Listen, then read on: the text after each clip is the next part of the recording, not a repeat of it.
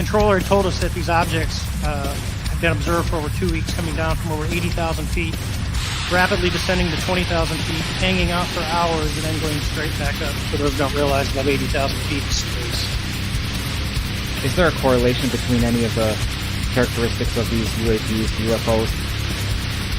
What we tend to see are the smaller vehicles tend to be, think of a sports car. The large ones tend to be, not always, but almost exclusively either triangular shape or boomerang shape.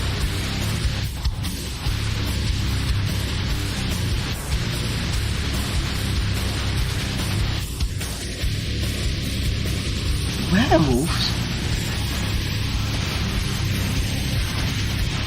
I see dead people walking around like regular people. They don't see each other. They only see what they want to see. They don't know they're dead.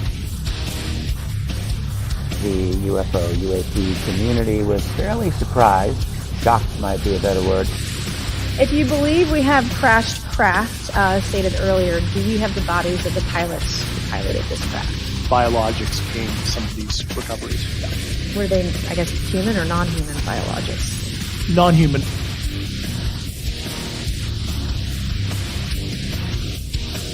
Do you think there is life on other planets? Well, I'm not quite sure, but I suppose there would be. Oh, I've seen a flying saucer. You've seen one? Yes, definitely. Ed Lorraine Cove. When was this? 1953. You don't think this is a figment of your imagination? Several other people with me saw it.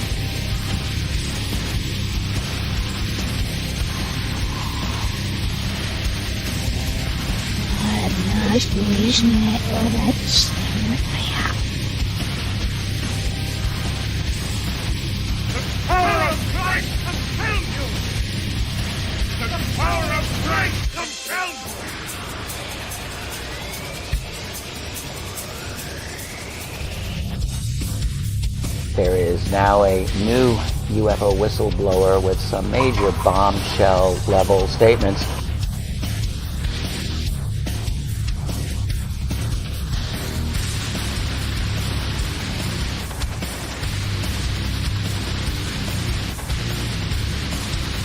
There is very compelling evidence that we may not be alone.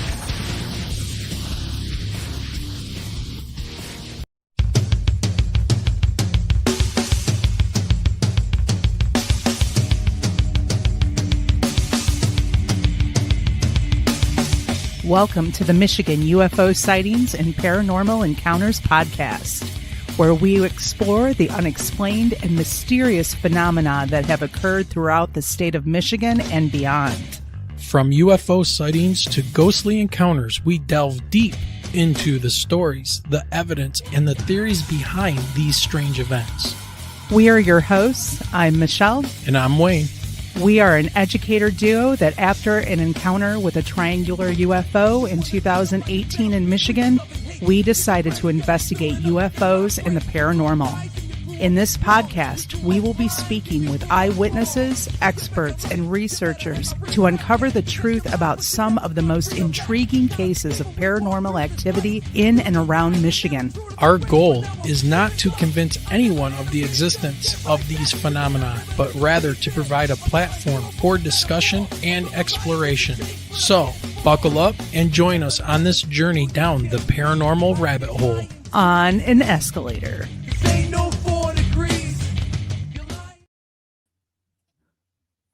All right. Hello, everyone. We are coming to you from the shadow of the great Motor City, Detroit, Michigan, and we want to welcome you to another episode of the Michigan UFO Sightings and Paranormal Encounters podcast. It is Sunday, November 16th, 2025, and tonight we're stepping into the dark corners of America's paranormal history, places where faith, fear, and folklore all collide. Our guest, Maxim W. Furek, has walked through those shadows. He's spoken with Ed and Lorraine Warren, investigated the Smurl Haunting, encountered the unsettling history of Annabelle, and explored the strange energies hiding in Pennsylvania's coal region. These aren't just ghost stories. These are the kinds of encounters that leave a mark on the people who dare to look too closely. So settle in, dim the lights, and get ready, because tonight we're opening a door into demonic hauntings, cursed objects, ancient sky lore, and the mysteries that bind it all together.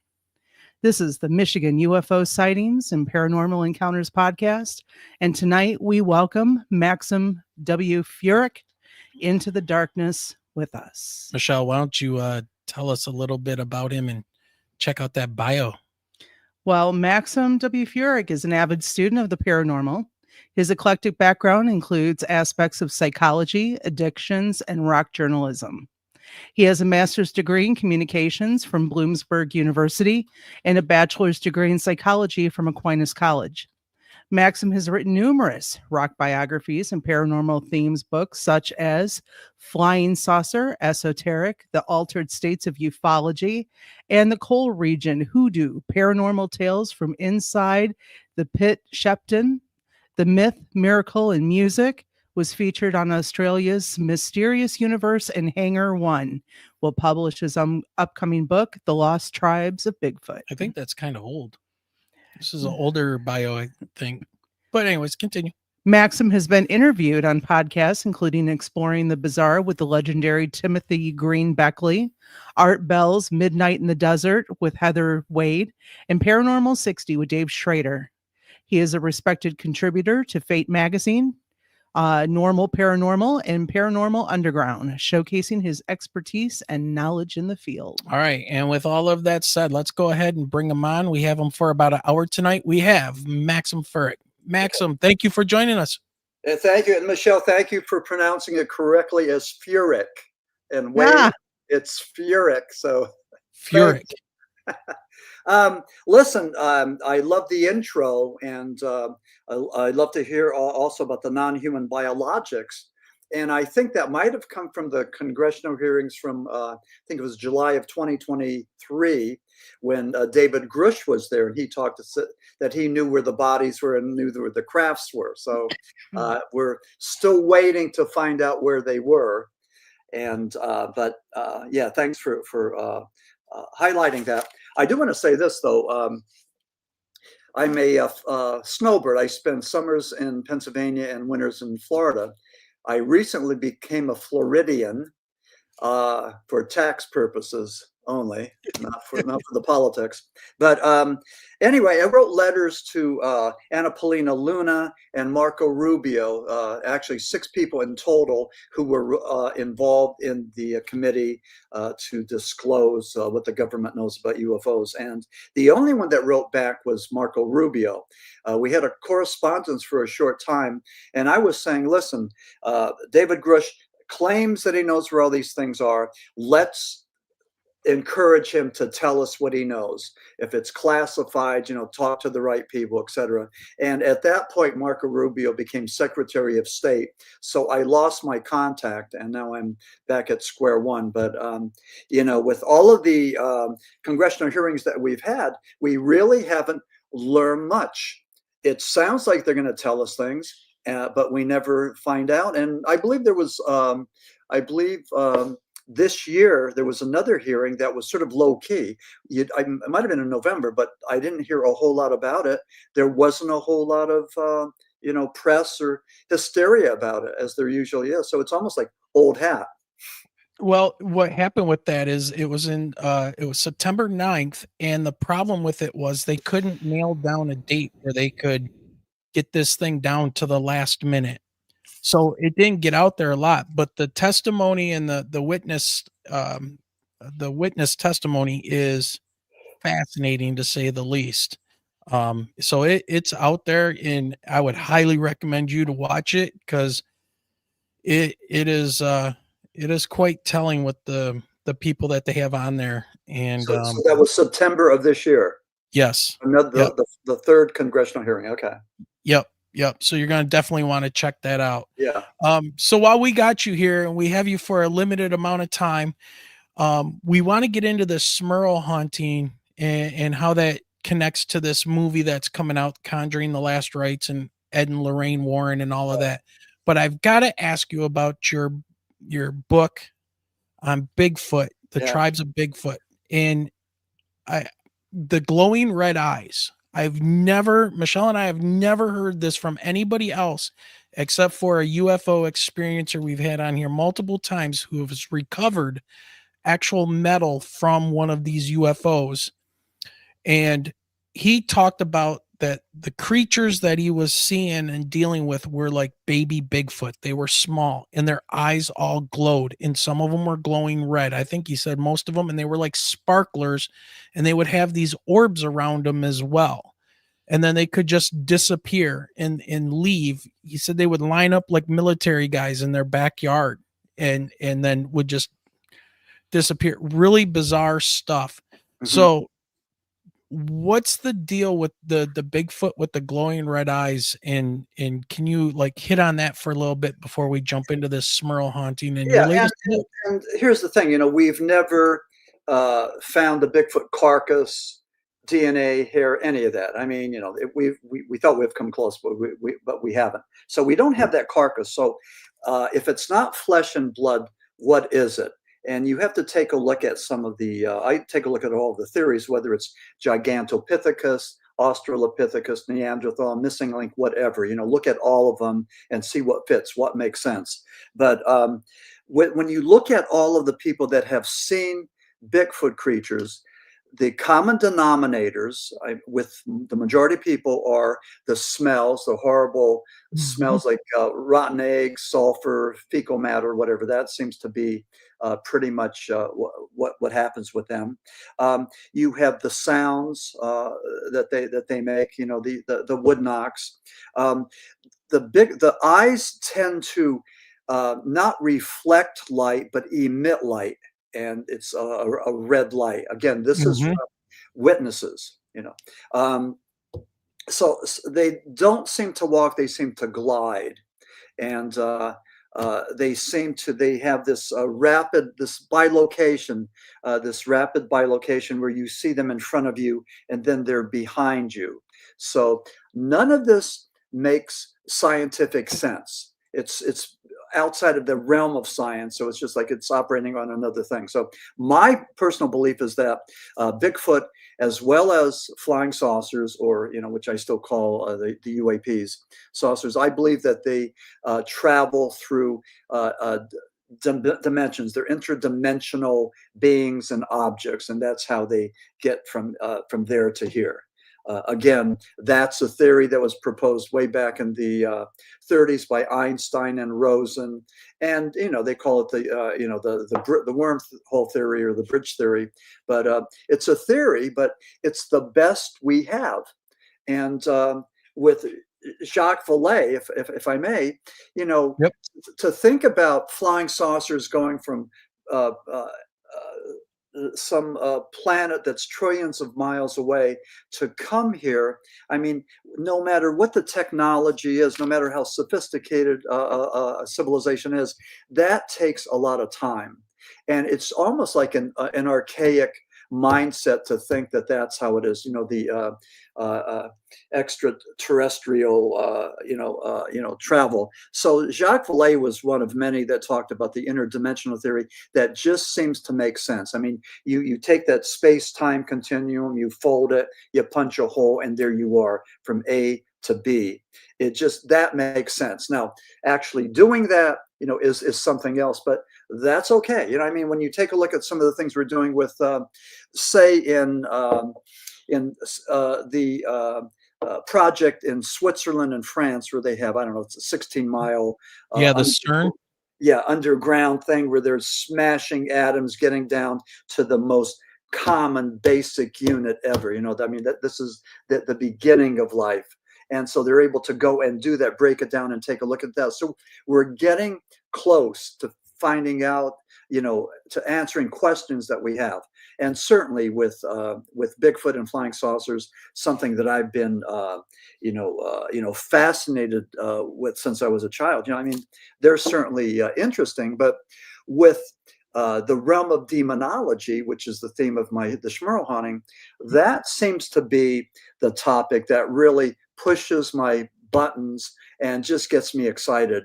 There's something there. I mean, but again, when we talk about demonology, step one is this: you need to join the club, sign the petition that you believe in the existence of evil and the existence of the devil, and then we go from there. And if you don't, then the conversation may not be for you.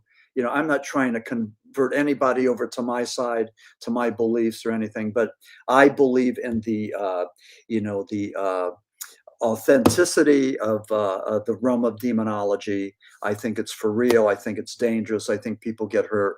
And I think a lot of people out there are naive and foolish and youthful and don't realize what they're going after when they go into these haunted houses. They shut down prisons and mental institutions. So what do you think you're going to find, So. Well, we've got one, and Michelle can start ranting about the one that we have right up the road from her school. That's been turned into like a haunted house, and they have concerts there, and there's unmarked graves and stuff still at this location. They never moved all the graves. It's Eloise. Was that the name for it? Eloise Asylum. Eloise Asylum, right on Michigan Avenue here. Okay. And I know you're familiar with Michigan because you were out at Grand Rapids when you went to college.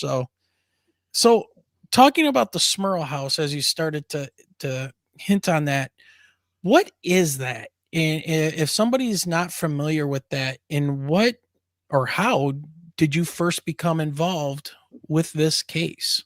Yeah. Well, first of all, what is it and how did I get involved?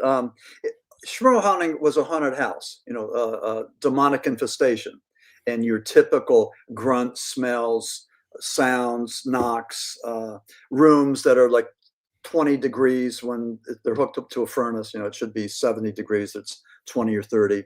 All the stuff, all the typical stuff that you would find in a haunted house. This was a book that I believe I was meant to write.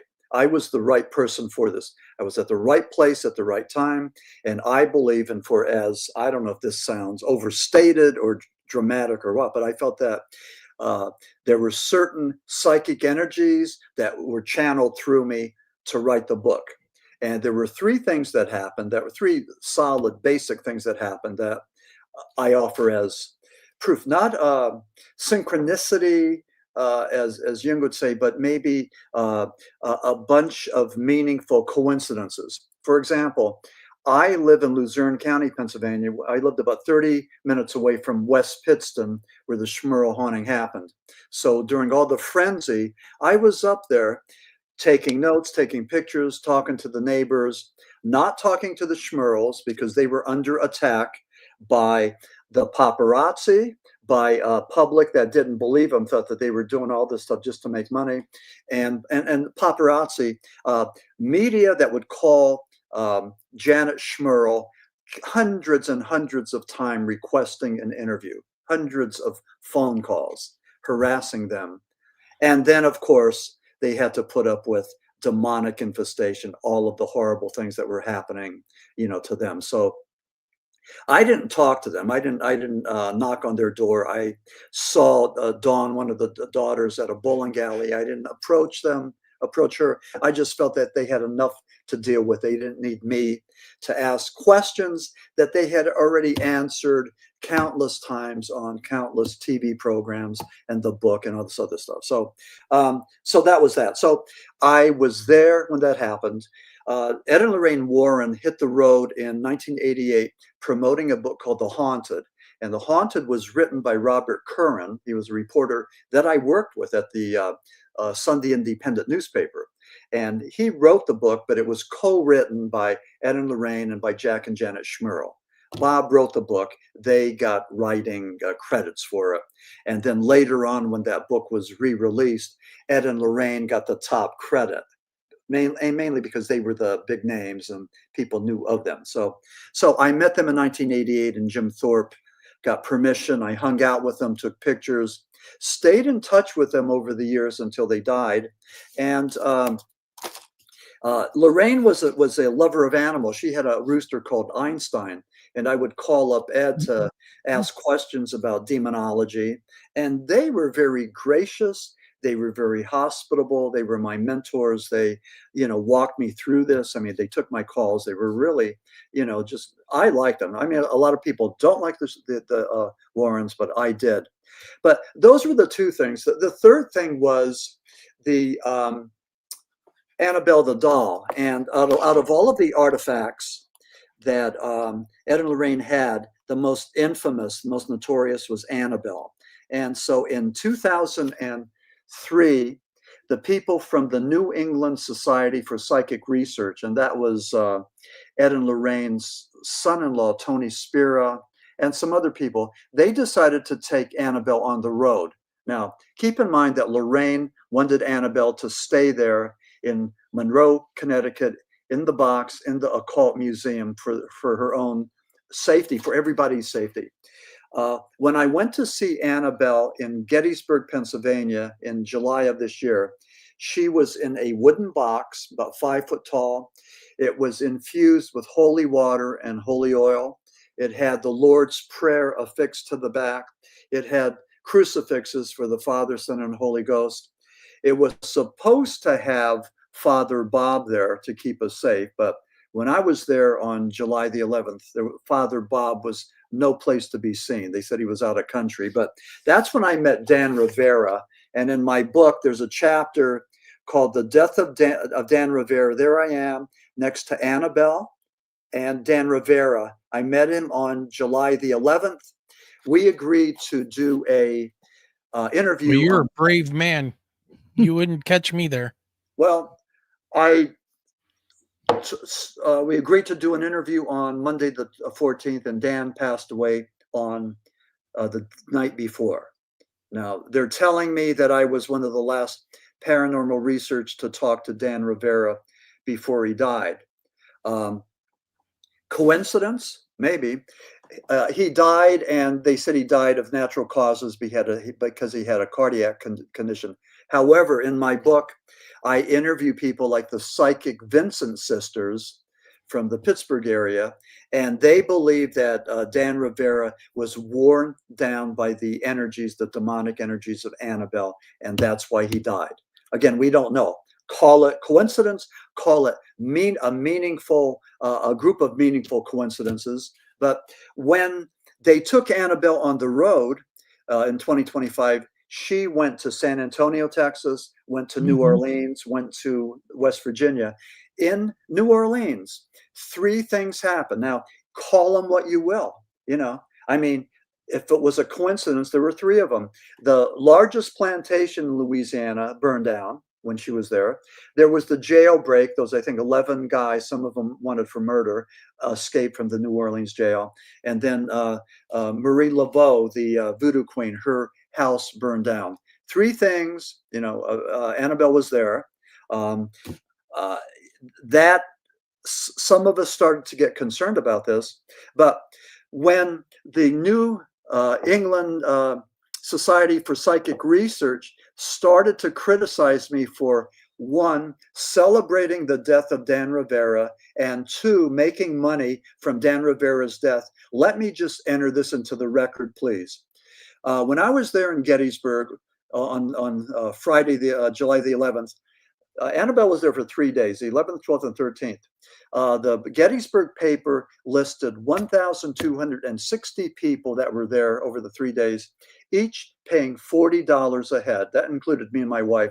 That's something like $50,000 for those 3 days. Now, that's only Gettysburg. We're not talking about San Antonio, New Orleans, and West Virginia. We're talking about something, give or take, $200,000 take by displaying Annabelle. So who's zooming who's making money, who's celebrating anything? You know what? If the New England, I want to say this right now. I think that the New England Society for Psychic Research ought to donate $50,000 to the Dan Rivera family for what happened there. That's my 2 cents. But anyway, there's no this is right up Michelle's no alley. love in the realm of demonology, and they're still taking Annabelle around. If you believe in the paranormal, if you believe that demonic energies can infest people, places, and things, then why are you taking this entity around when we have plenty of information to indicate that there's something amiss here, something that's terrible, and that it could be placing people in danger. So, well, and two of the most recent, I know in October, were Chicago and then also into Kentucky. So, I mean, what is your take on the comedian Matt Rife, along with a partner, taking on that property? It's like Looney Tunes. I mean, first of all, they took Annabelle on tour, which was just crazy. I mean, I think that's irresponsible. Now they have either sold or leased. I keep on hearing different variations of this. I think they leased the contents of the Warren Occult Museum to Matt Rife, the comedian, for 5 years. So nope, that's what I had found out as well. Now, who gets the money from that? So again, when you talk about responsibility, accountability, any of that, it's not the only common denominator is money. Certain people, i.e. the New England Society for Psychic Research, I believe, are making a profit from dealing with Annabelle and all of the artifacts that Ed and Lorraine had. So what do I think about it? I mean, I've tried to get his contact information. I've reached out to the Monroe, Connecticut Chamber of Commerce, and also the Monroe Sun, the newspaper, and I'm trying to get in touch with them just to do an interview with them. But so far, no luck. But it doesn't make sense to me. I just think that there's something really wrong with this.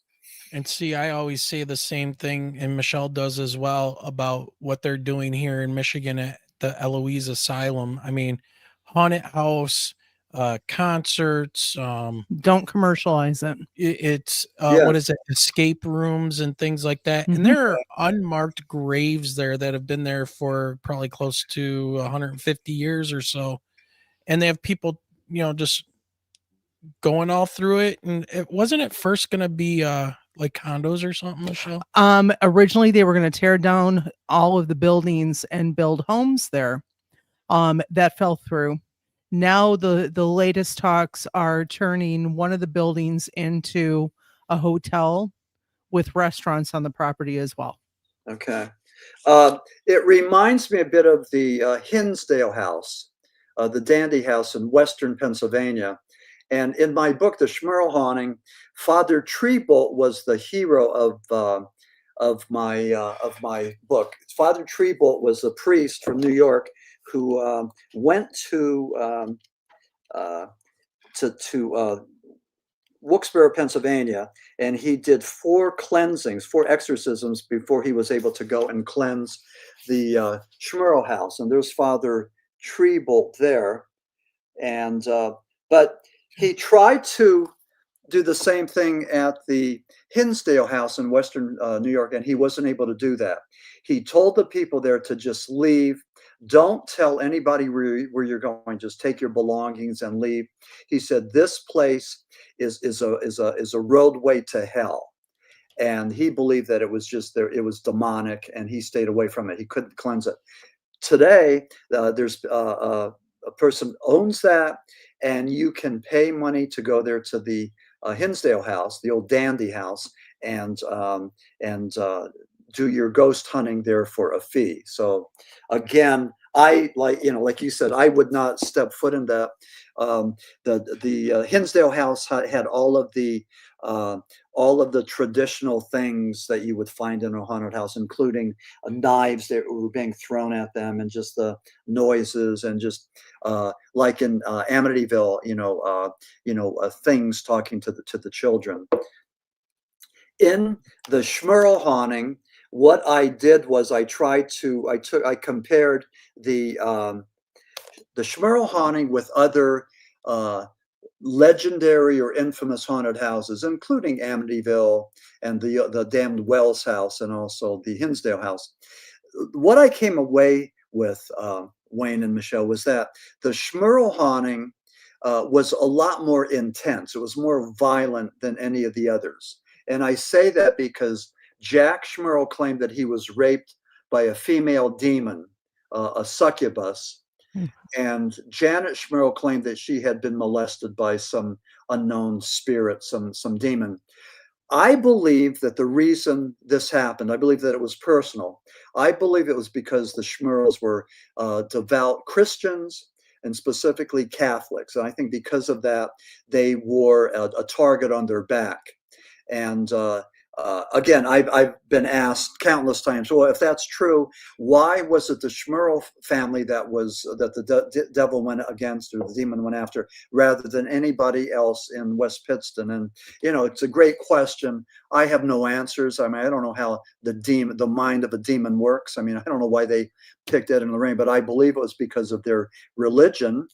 Also, I believe that it was their religion, their faith, that got them through this, because they were devout churchgoers.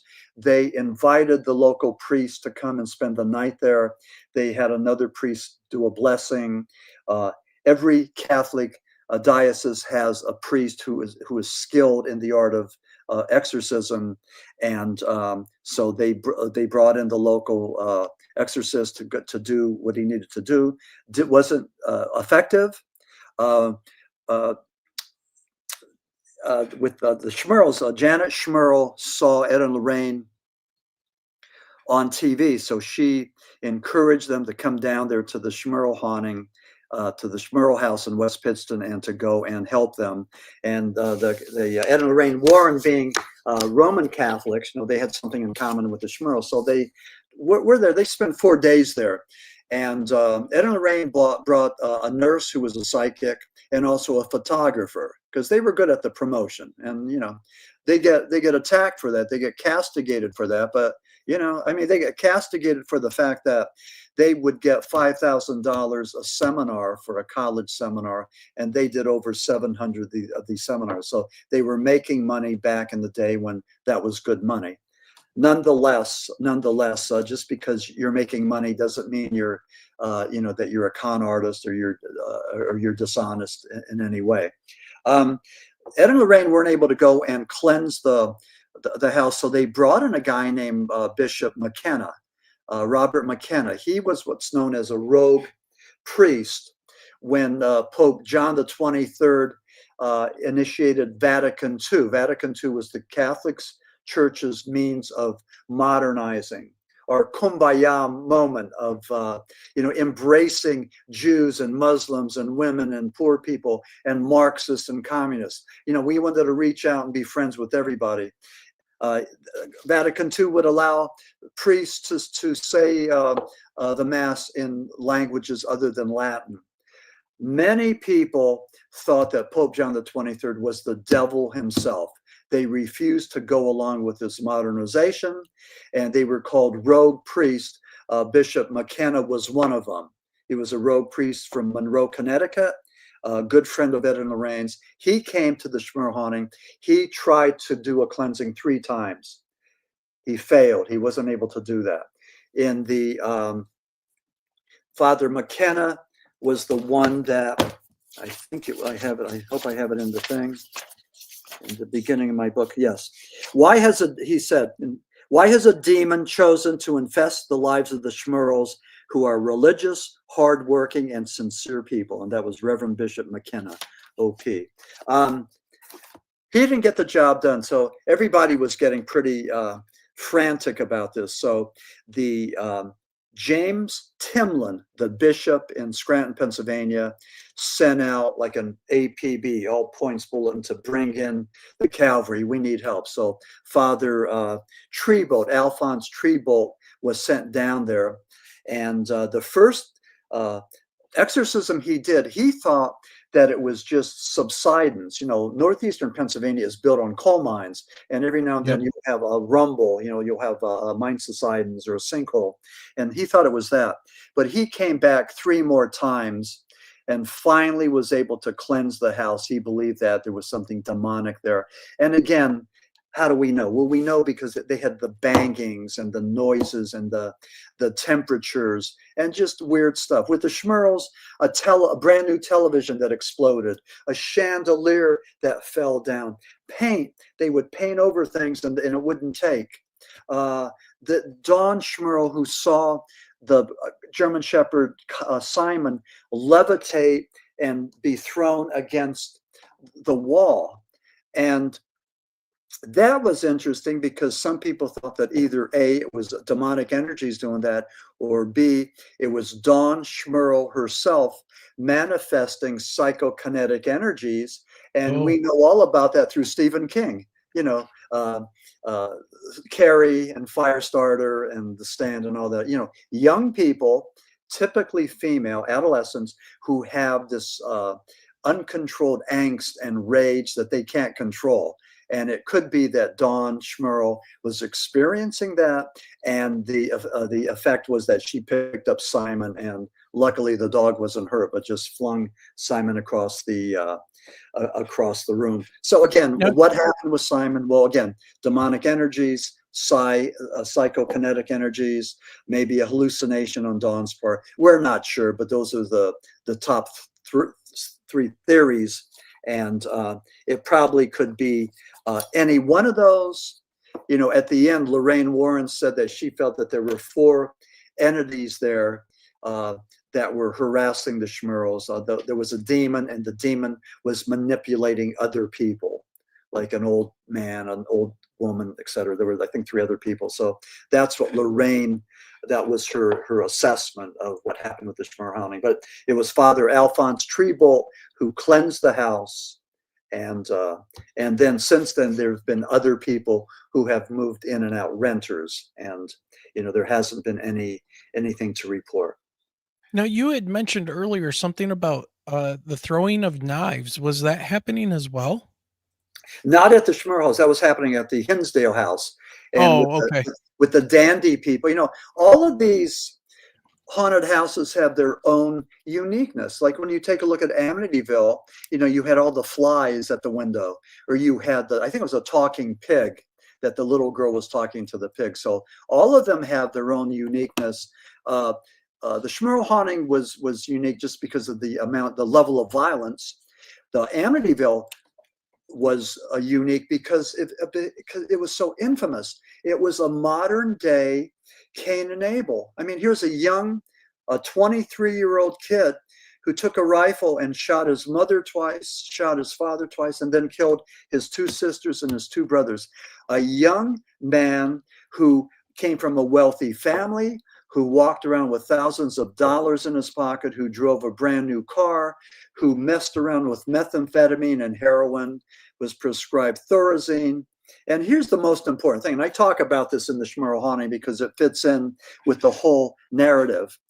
Ronnie DeFeo, Butch DeFeo, the murderer, claimed that he was possessed by a demon. And in the court of law, there's a book called High Hopes. The prosecutor wrote this book, High Hopes, which was a great book. He had to prove in a court of law that Butch DeFeo was not possessed by a demon, but that he was a personality disorder, i.e. had no empathy and needed immediate gratification. And in a court of law, that's what they had to go and prove, and that's what they did prove. But can you imagine if, in fact, the jury would have said, nope, you know, we believe he was possessed by demonic spirits.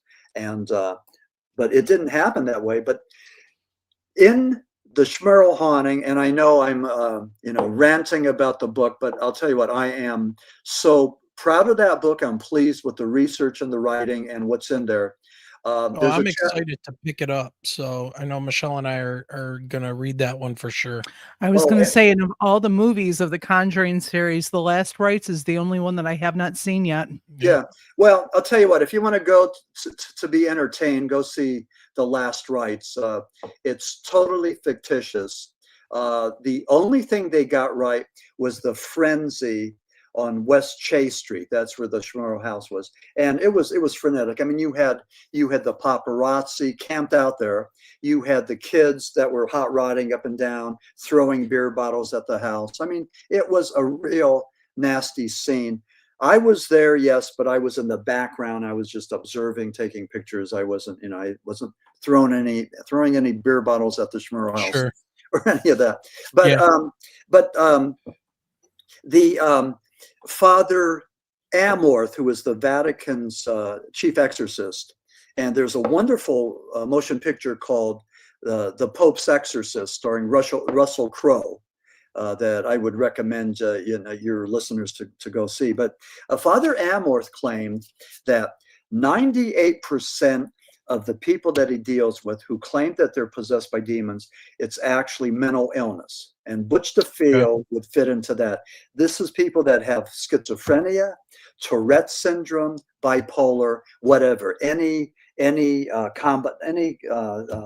symptom or combination of those things. Father Amorth said that only 2% of the people that he deals with actually are possessed. And we know this because when you take a look at people that are possessed, they seem to have a number of things in common. For example, someone who is possessed might have superhuman powers, or they could speak in other languages. They know deep, intimate secrets of the people, the exorcism people in the room. They know if you're having an affair with your brother's wife or whatever horrible thing is happening. So they know this stuff. And there's examples of levitation.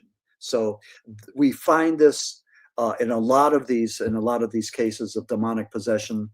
The one I have a chapter called the Apostles of Exorcism. And I talk about Jesus Christ. One of his first miracles was casting out of the demons. Christ taught his apostles that you too can do this. You could cast out demons if you do it in my name and in my spirit. So this is what modern day exorcists do. In Germany, there was a infamous case that I talk about in the Smurl Haunting in Germany, where a college student named Annalise, they believed that she was possessed, and they did some brutal exorcisms, and she died. So Annalise's parents and the two priests were put on trial, and they were found guilty of homicide, either second-degree homicide. I'm not sure what it was, but they no longer perform sanctioned exorcisms in Germany because of that, because of her death. So that was one that went wrong. They thought they were reading the tea leaves correctly, and they weren't. So this is just a sad thing. But the other thing too, I want to mention too about exorcism is that in my book I talk about Pope John Paul II. He was an exorcist, and he put together a college of exorcism where he invited something like 132 priests from 30 different countries to come there to the Vatican to learn this medieval rite of exorcism. And why did they do that? Because Pope John Paul II believed that the devil exists, that evil exists, and that we have to do something to fight it. What's interesting is that Catholics do this. It's all about Catholicism and the rite of exorcism. Protestants sort of let that go back in the 1600s. I'm not exactly sure why, although, I need to go and research that and find out, because, we talk about that a lot. But I believe that maybe Protestants view evil, or the guise of evil in other terms, I would imagine. I'm not sure. Well, you brought up Ed and Lorraine Warren in meeting them and, talking with them about the Smurl case. Did they ever share any details privately with you that never made it into public accounts about that haunting? Pretty much what Ed would talk about was how he would do battle with demonic forces. Basically, what he would do is he would try to invoke the spirit of Jesus Christ, of Saint Michael, the archangel, of Padre Pio, and he would do battle with these demons. He would use the crucifix, and he would use holy water. With individuals that are possessed, they have a real aversion to certain symbols, whether it's rosary beads, the crucifix, holy water, all of the Bible, all of that. I mean, they can't handle being in the same room with it. So, but he talked about that. He talked about going to a room and commanding the demon to name themselves. So he would that was pretty much what we talked about. I kind of wish I could go back in time and have the conversation again. I would probably ask the same questions, but I would go more in depth. I'll tell you, one of my fondest memories is being there on the streets of Jim Thorpe, Pennsylvania. I think it was in July of 1988, hot summer day, hanging out with Ed and Lorraine. I mean, picture this, talking about demonology and the devil, and and basic tenets like the power of the devil is great, but the power of God is greater. Things like that. So you can do this. You can go into a haunted house. You could look for these spirits if you are grounded and centered, and if you know what you're doing. If you're maybe have those religious artifacts, whether it's holy water and I have my Padre Pio holy water.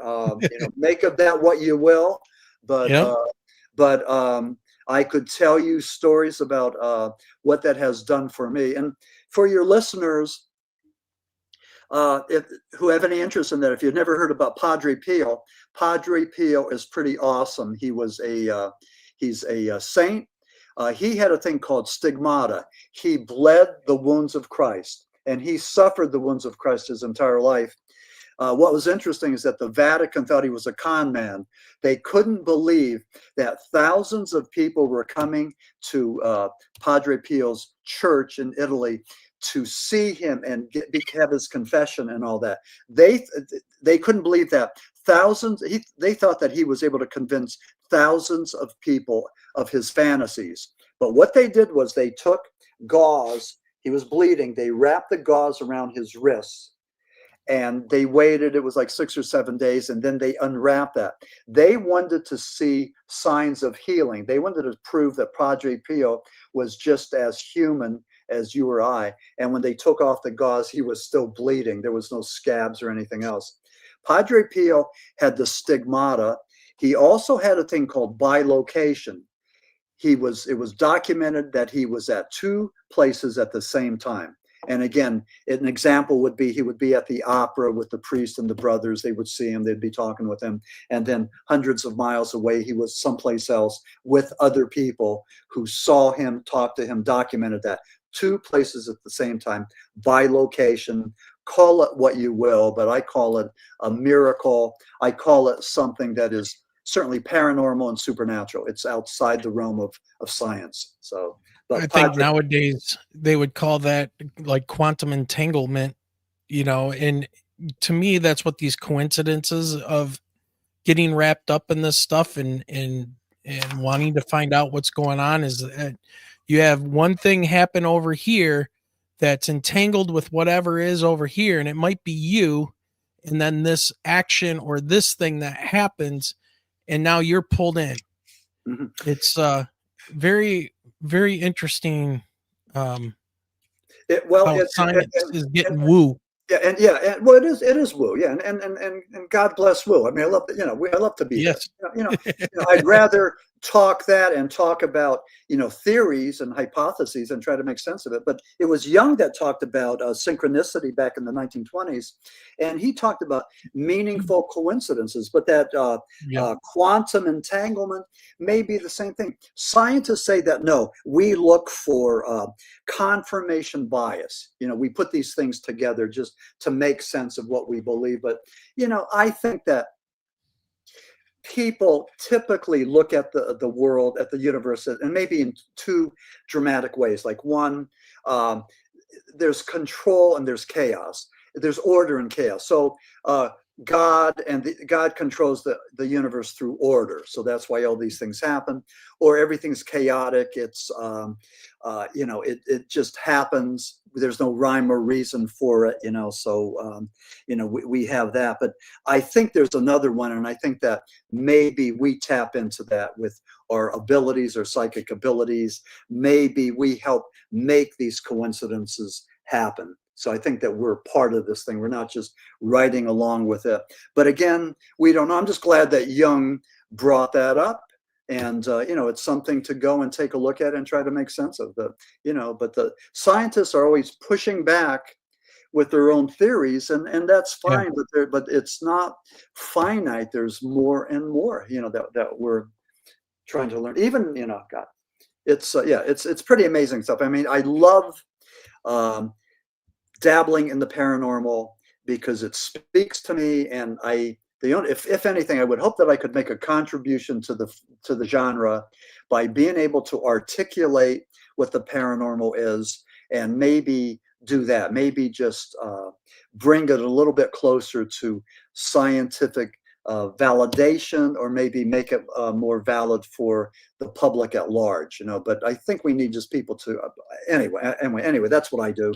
I'm having fun with it, and and I don't know if I'm coming across as Dr. Wu, but I probably No, you're coming across as a very experienced researcher that's been in the middle of a lot of this stuff, and I think you've made some very very awesome and cool kind of conclusions based on some of your research. I think it's really, really good stuff.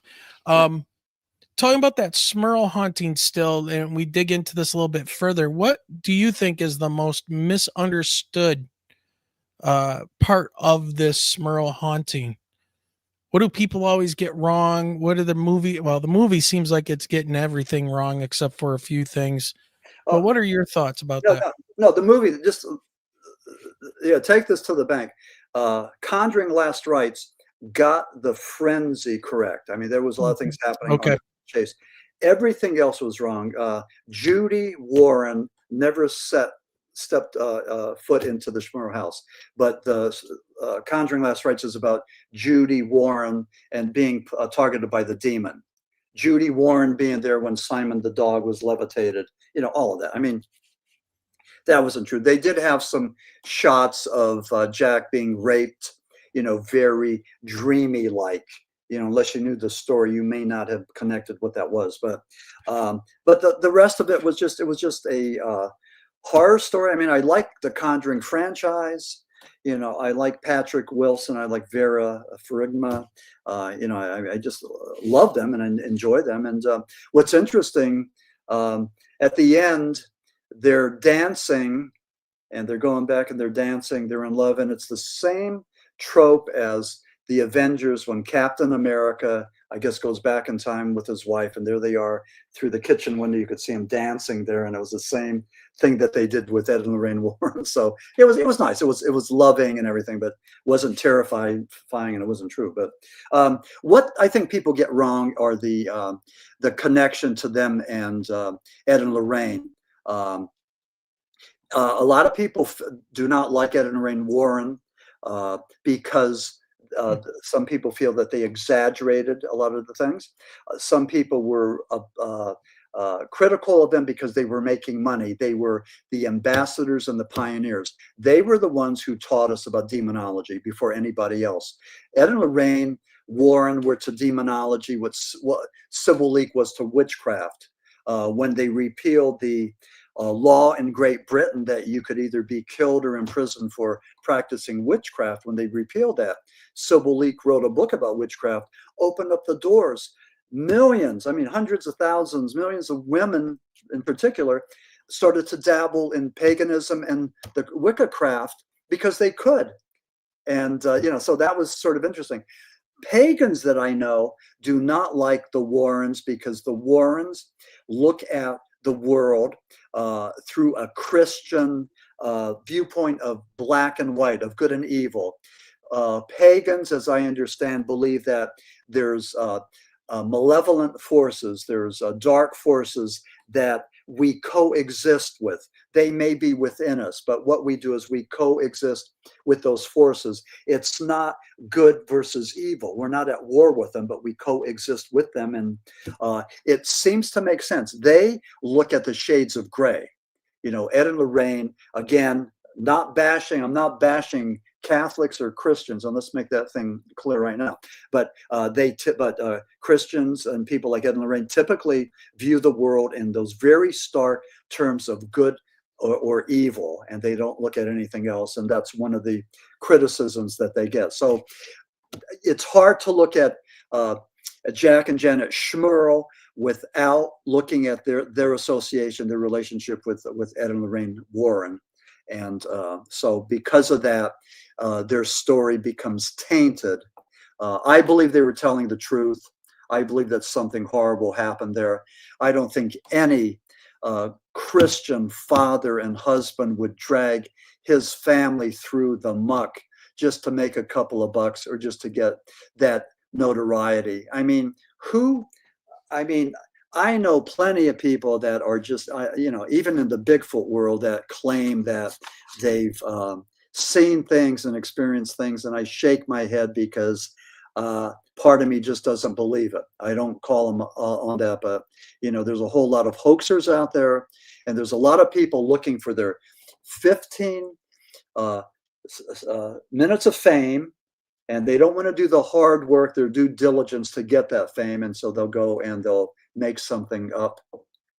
And so that's pretty much we had one of the Smurl daughters reach out to my publisher and asked why we never got permission from the Smurls to write the book. And the answer to that is, like everything that I wrote in the Smurl Haunting was public record. We've already heard their story a million times, and on TV interviews and everything. Yeah. And the other thing is, why didn't I? And this is the good one. Why didn't I enter into contract with the Smurls when I wrote the book? I.e., why didn't I give them part of the take? And that's part of the. And the answer to that is pound sand. You're not getting. That's just just foolish. But again, I think with all of us, when you're successful, and I'm not claiming that I am, but when you have any kind of degree of recognition or of success or achievement, people come after you either to go and get some of that or to bring you down. And I think with Ed and Lorraine Warren, there were plenty of people that wanted to bring them down because of jealousy, because of envy, because of all the the right reasons, I guess, why people dislike other people. So, it's just like the Chinese proverb. It's like, the brighter the light you cast, the bigger your shadow. So, they were the first ones to really get the limelight and talk about this demonology and investigating this stuff, and started to dig into the mainstream. And when somebody does that, you become a instant target. Yeah. So, but as long as you speak the truth, and that's all you need to do. I do want to say this with in my book, I talk about the psychic Vincent sisters, and if you have any interest in interviewing them, I think it'd be a great program. But they're from the Pittsburgh area, and they gave me some quotes about Annabelle and the death of Dan Rivera. But I met them early this year in Butler, Pennsylvania, and it was the 18th annual Butler Paranormal Conference. So I was one of the guest speakers, and then Suzanne and Gene Vincent came on. So they're doing their presentation. There was a guy there. He was a ghost hunter that took out his phone, and he showed these pictures. His chest had been ripped up, and his eyeball, his socket, was just hanging there. He claimed that he was attacked by a demon while he was sleeping. The Vincent sisters thought that it was an attachment. This guy was a solo ghost hunter. He would go into these haunted, abandoned mental institutions and prisons looking for things, and he found something. And the Vincent sisters said, you need a whole lot of holy water, and you need to stay away from them. The thing that concerns me is this. I believe that tarot cards, Ouija boards, seances, fortune tellers can open up doorways to the demonic. And if you're naive and if you don't know what you're doing, bad things can happen. I know people that use Ouija boards to they claim to talk to spirits, to get information. Now, this is like one-on-one. They knew who they're talking to. Most of us, we do these parlor games. We get a Ouija board, and we don't care who shows up. We're just looking for somebody, So it could be a demon. It could be a ghost that's confused or mischievous, or it could be a demon looking to tempt and infest. And with that progression of demonic possession, it always starts with temptation and infestation and obsession and then possession.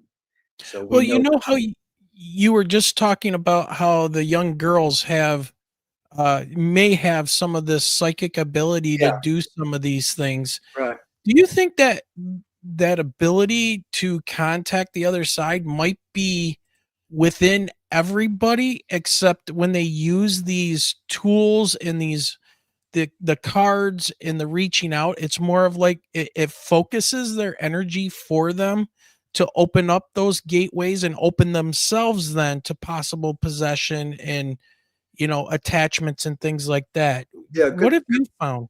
Yeah, good point. I think that those things like Ouija boards focus, you know, Yeah. they focus things. But as far as all of us having those innate powers, those psychic powers, I think we all do. But the problem with that is you need to work at it. You need to do your due diligence. You need to pray and meditate. You need to shut down the noise, the white light, the 9 to 5. Quit your job, stop teaching, stop podcasting, just get there in a cave and meditate. And at some point, with God's help, you know, it's going to come through you and you're going to be able to manifest those abilities. But I think we all have it, but we don't use them maybe like we did, you know, in earlier times. Again, there's just too much distraction. And Saint Teresa of Avila, I talk about Saint Teresa in my book, Co-Region Hoodoo. She believed that through prayer and meditation, we could reach states of ecstasy, rapture, and what she called flight of the soul, which is an out-of-body experience. So Saint Teresa of Avila was as interesting as was Padre Pio. Saint Teresa levitated, and there's numerous documented cases of levitation. When you look at the Bible, there's a lot of cases of levitation and a lot of cases of casting out the demons. It's not new, you know, it's not unusual. That's what it is. So, well, I know our time is running short here and we didn't get a chance to really talk about a lot of the UFO thing, but I want to leave you with this question. When it comes to your writings and your research, do you see any kind of a UFO, UAP, quote unquote aliens crossover with the paranormal? Are we talking about we have interdimensional beings that we would call them demons in ancient times that are here to do it, whatever to people, whatever were their food source, the energy, whatever the case may be. And we may have some type of visitors that can fold space and time. Maybe it's us from the future coming back or whatever, but we can, because I don't think those things are necessarily mutually exclusive, that there could be, both could be true at the same time. But I believe that there is probably something like that. We have a spiritual side in this interdimensional succubus, some type of ancient spirit or intelligence that's running around on Earth with its little minions doing whatever it's doing. But we also have something watching us and playing with us that way, manifesting metals that they can do. They can manifest ships that look like ships to us, but they mess with our minds to make us see like a Bigfoot instead of a gray or something along those lines. What are your thoughts before you leave us for the night? Yeah. Well, first of all, Wayne, I think that's that's a perfect question to ponder. I think in the universe, there's things that are good and things that aren't so good. You know, call them good and evil. And I think that maybe that's just like a basic thing. So even with the aliens, you may have the good ones and the ones that aren't so good. You know, the ones that are here maybe to help and observe, and maybe the ones that are here to go and create havoc. Maybe manipulate Bigfoot creatures. I mean, I keep on hearing, every time I do a podcast, I get another theory. I get my head filled with a little bit more. But that's a pretty interesting thing. I don't know. I mean, I don't know how that plays out, but again, I think that there's probably conflicting forces out there, and maybe forces that will protect us. Certainly because we certainly need that protection. I mean, what do we know? We're walking into this thing blind. So, but all I know is that we need to study people like John Keel and Alan Hynek and Jacques Vallée, and read some of their research and see what they said about these things, and go from there. Before we start conjecturing and putting together our own hypothesis, I think we need to at least do our homework and take a look at what's out there, and then use that as a starting point, because I think that's our obligation to the field. If we do that, if we could approach the paranormal as scientists, as academics, then we could get some respect from the scientific community and also from the public, and that's what I think we want to do. So that it's wonderful what podcasts like Michigan UFO Sightings does, allowing guys like me to talk about our theories and our research. And I can't thank you enough for the opportunity. It's just it's just wonderful for me to be able to go and have a platform to do this. Yeah. Without censorship and without castigation, being able to talk about these things without being laughed at and ridiculed. So thank you for that. Yeah, you're very welcome. And I'm going to share your website here really quick with everybody so everybody can see the website. This is the website here. I will put the link in the chat one more time. And before you take off, what's coming up for you in the near future? Yeah, I'm dabbling with the idea of putting together a book called Beyond Catholic Mysticism. And the reason for that is I've written books about Bigfoot, about flying saucers, about the paranormal. But as I said earlier, the thing that really just rocks my world is demonology. I think it's real and valid, and like I said, dangerous. And I think I just want to go and pursue some of that and see if I could make some sense out of it and contribute to the narrative. So if I could do that, I'll say this. The people that have contacted me about the Smurl Haunting tell me that they like it, and it's expanded their views about the demonic, and that's one of the best things that an author could hear. So yeah. So I would say this to your listeners: if you do purchase any of my books, please feel free to do a review on Amazon. It really is the most important thing you could do for us authors. Well, I do know that I'm going to be picking up your UFO book. The let me see, I want to make sure I get this right. Flying Saucer Esoteric, the Altered States of Ufology. I'm going to be picking up that audio book here soon and listening to that, because I did read the Haunted Entertainment Paranormal Underground article that you had sent me that was written about it. And I latched onto it. I'm like, Michelle, I got to get this book. I got to get this book. It just sounds like it's just so well written and thought out that I definitely want to jump in on that and read it and add it to my knowledge base of everything.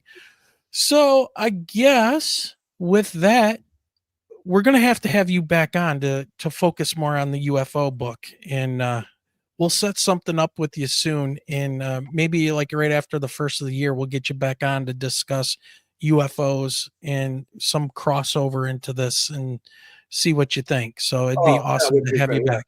Yeah. Wayne and Michelle, thank you so much. This was a great, thank you. Thank you, Maxim. Yeah, I really enjoyed this, and,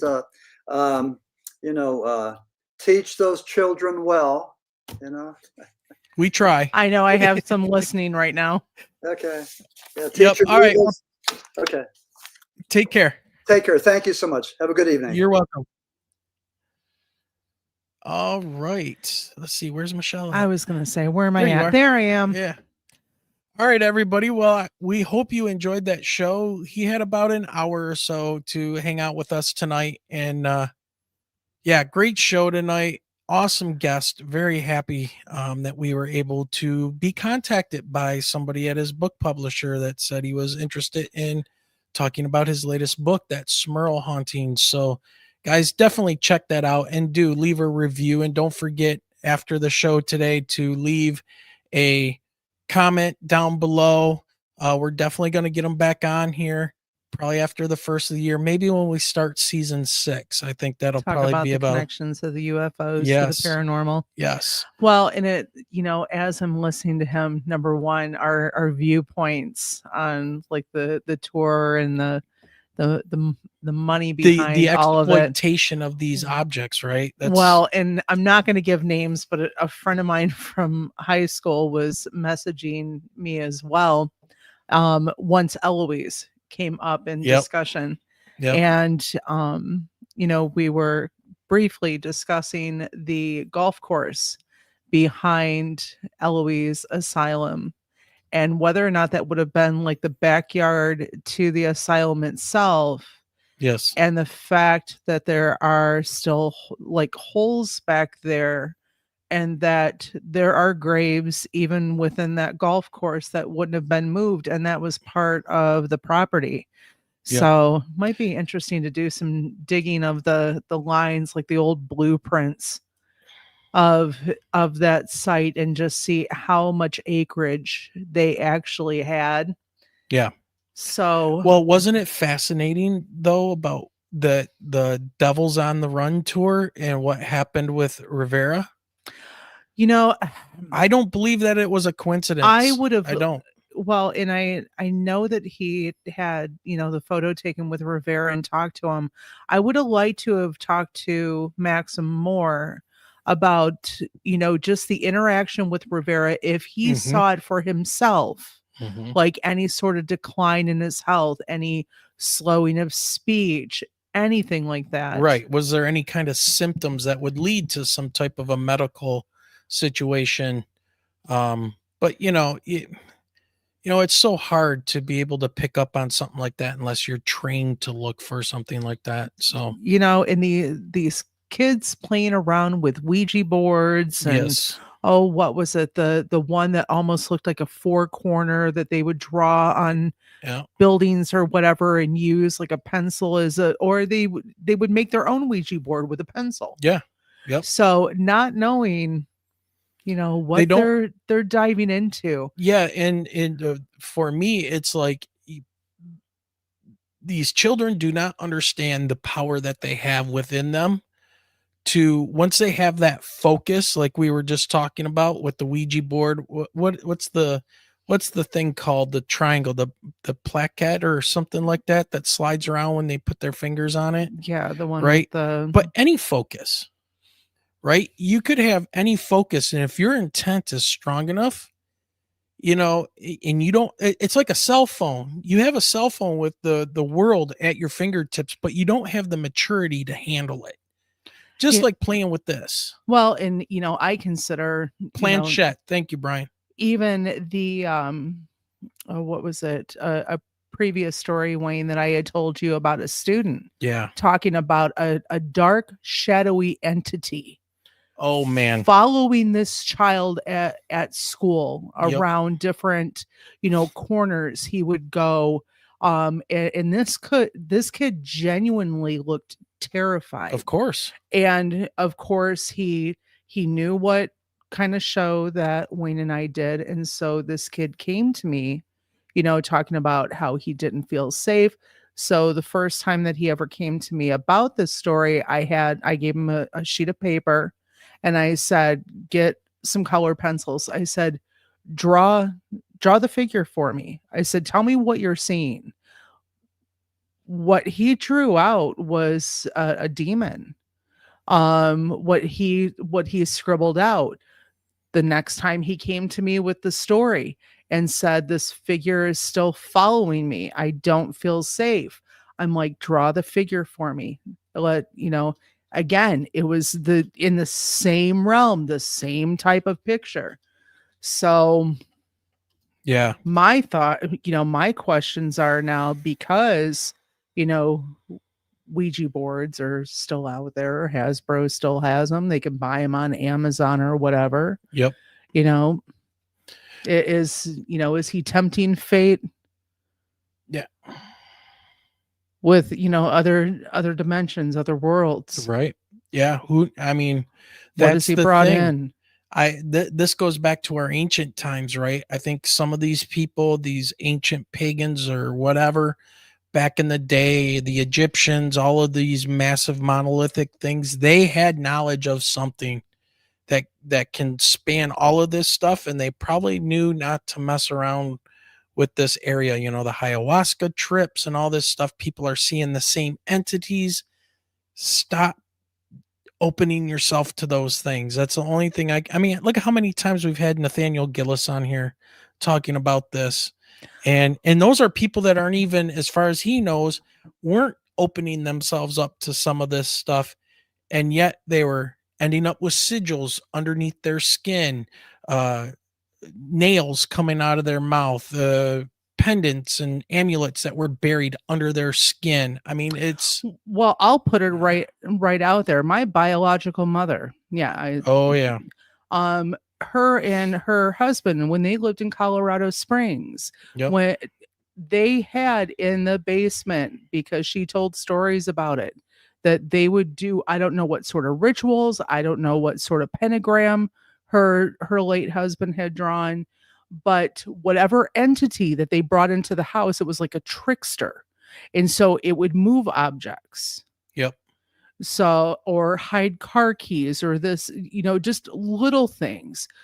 But even when they sold that home and moved back to northern Michigan, the couple or the family that bought the home still reported that they had problems in that house. Cabinets opening, closing, the moving of things that shouldn't move.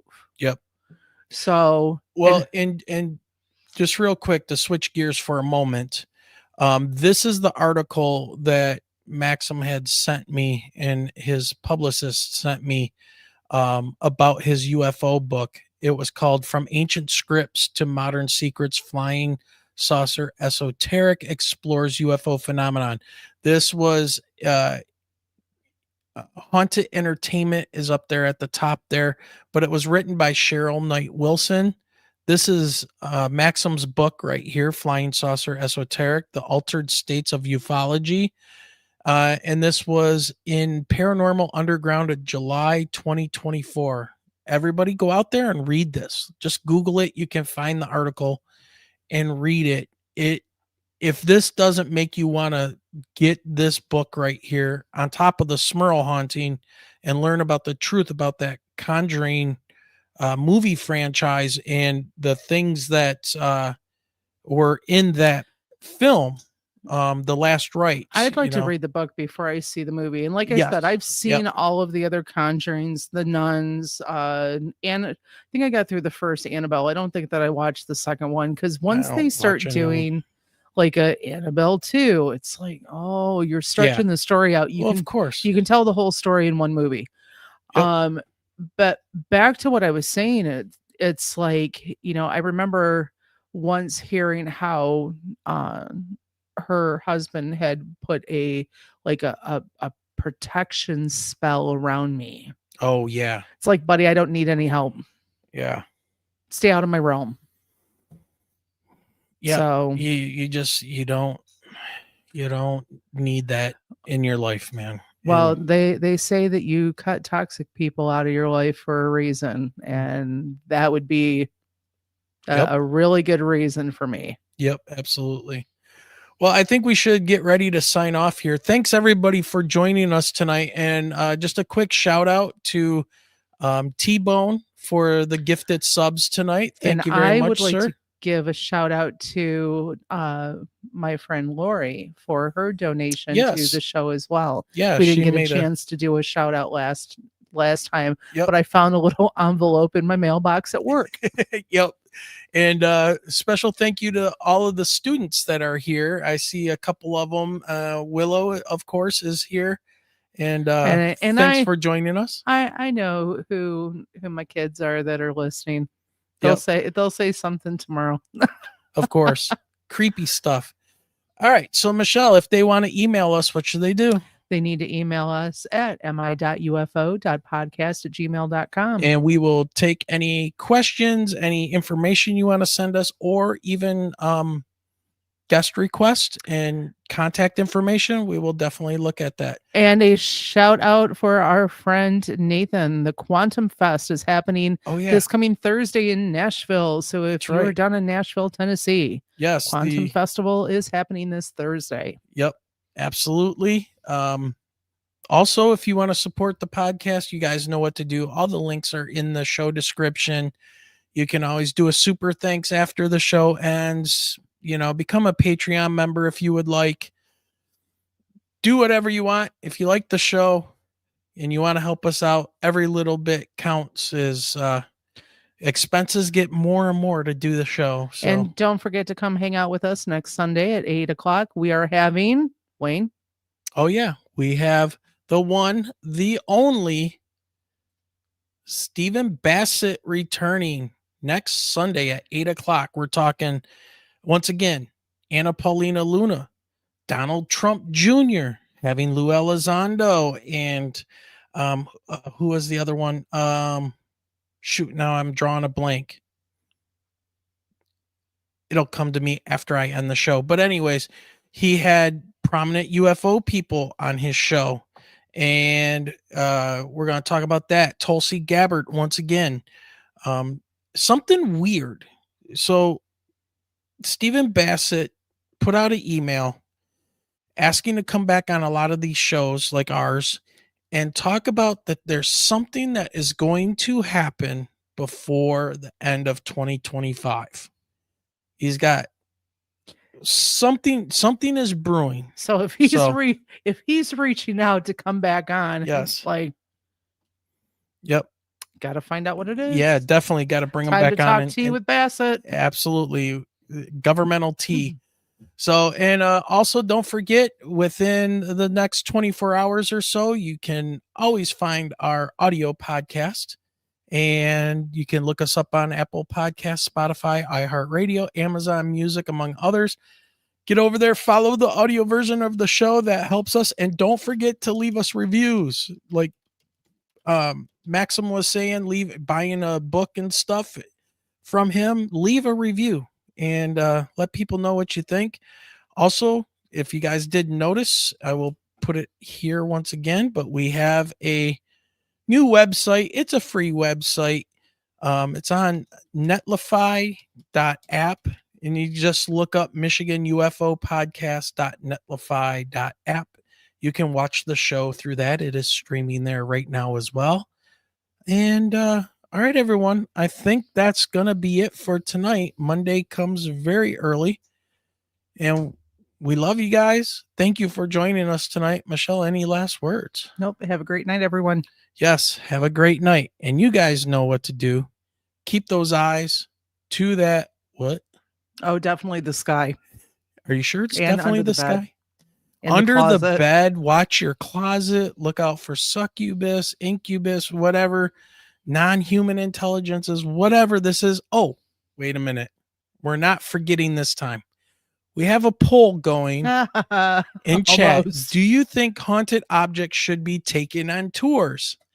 Out of all the people that answered that poll, 77% of you said no, do not take them on tours. I agree. All right. So with that, everybody, have a great night. Great. Have a great night, everyone. And remember, keep those eyes to that. Oh, we said this sky, under the bed, in the closet. Everywhere.